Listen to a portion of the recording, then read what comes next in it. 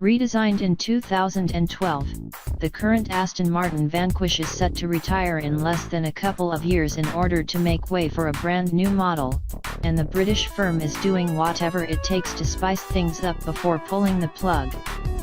In 2016, it unveiled a rebodied version of the Grand Tourer made by Zagato, but the coupe was soon followed by a Volante version.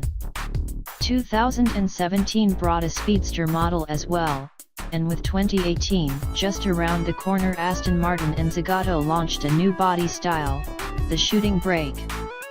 The wagon model will be as exclusive as its sibling and likely extremely expensive, but it's an important milestone in a market where shooting brakes have almost gone the way of the dodo bird.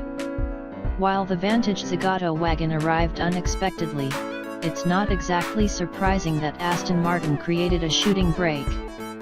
The British firm is no stranger to this body style, and it has released quite a few wagons in the past. Harold Radford built such versions of DB5, DB6, and DBS back in the 1960s, but Aston Martin made its very own production run of the Virage in the early 1990s. More recently, Bertone transformed the Rapide in a shooting brake, but these are just a few examples.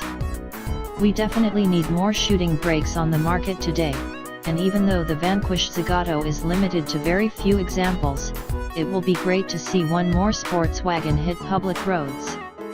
Up front, the new Zagato model sports the same massive grille with LED daytime running lights at each corner, a big splitter at the bottom, and a sculpted engine hood with big vents on each side of the center section.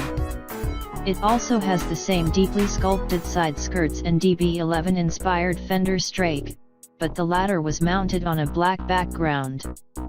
With all the other Zagato models having their front fenders finished in one color, this is yet another element that makes the shooting brake unique. There aren't any photos of the interior, but it's safe to assume that the shooting brake is like any other Vanquish Zagato out there. This also means that it's almost identical to the standard Vanquish, being set apart by new luxury features. The main highlight here is the herringbone carbon fiber paint with anodized bronze detailing on the center stack.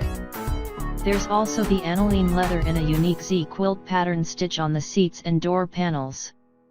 The headrests have the letter Z embossed, while the upper door panels received double contrast stitching.